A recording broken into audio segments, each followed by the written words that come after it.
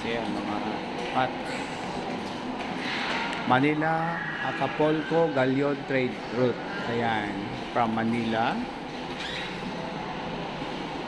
papunta sa Cape Mendocino and then Acapulco. Ito yung and Sibil sa Spain.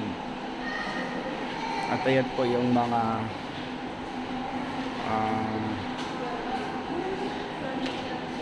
trade noon, mga porcelain, stone bottle, different kinds of yung mga plates and porcelain teapot.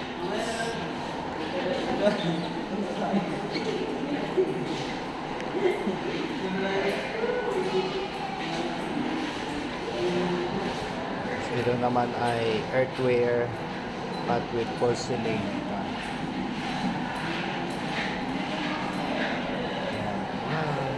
Gamit na sunod.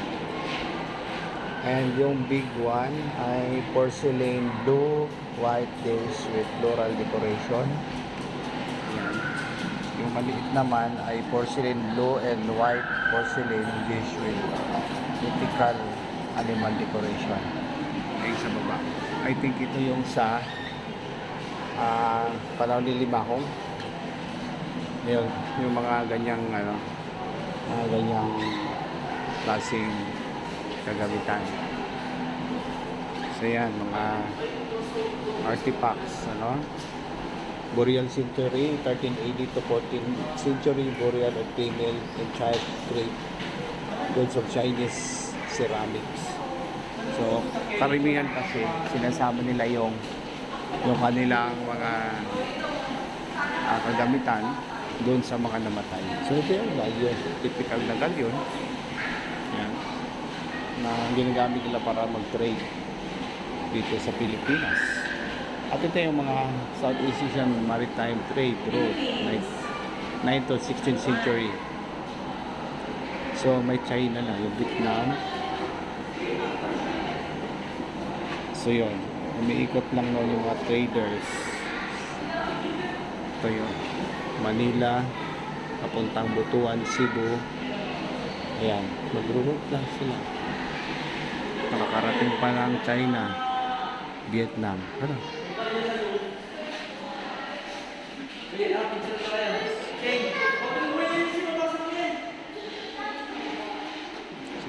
tawag dito ay Bakong Archaeology Site. Bakong. Okay. Saan ito nakuha? Amitan of Age Burial Site located across the foot hills of Mountain Talanis.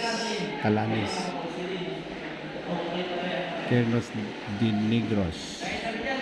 Ayan. I think kagaya ng patay or something. Yan ang nilagay sa loob. Ano bang gamit ito? Human shape. Ayan. Napakayaman ng ating history. Kasi ang gamit.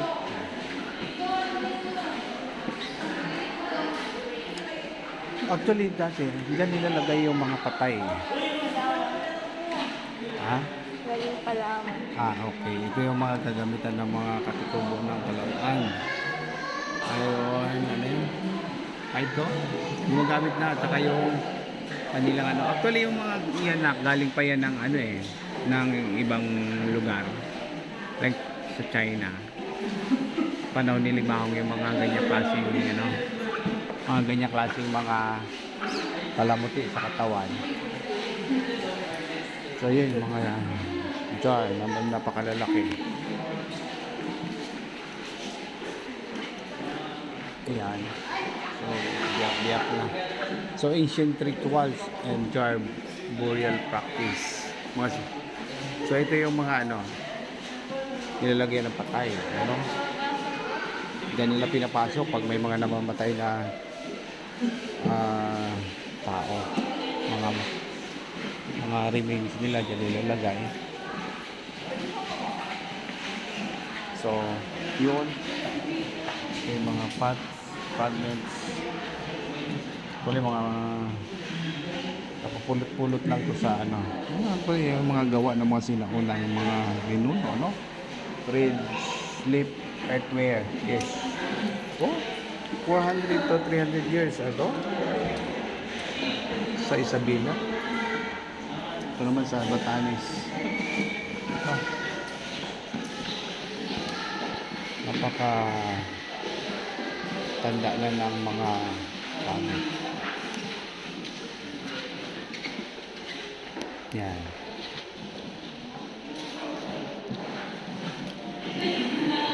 Ceramic heritage. I think ang nakapag wala naman kasi nakasama dito sa ano, ang nakapag-influence sa atin ng mga Pilipino ay gumawa nito ay ang mga Chino, no? Oh. So yan yung mga ibang ano niya. Ito yung marami nito doon sa ano, pating Kamasayaan. Yan, yung mga gumagawa ng ganyan. At ito yung mga kagamitan noon. Ang tawag niyan ay clay lamp with stand, San Nicolas Norte, and traditional wooden paddle used for shaping the clay. Okay. So ito na yun yung panggawa. Parang pupuk yung ano para ma-shape na yung palay. Actually ito yung paggawa nila, oh. Yun. Yun.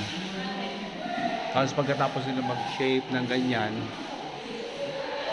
niluluto, pinapapo yan. Tulad yan. Yan. Nakasaksi na ako niyan dati. Nung panahon pa ng lola ko.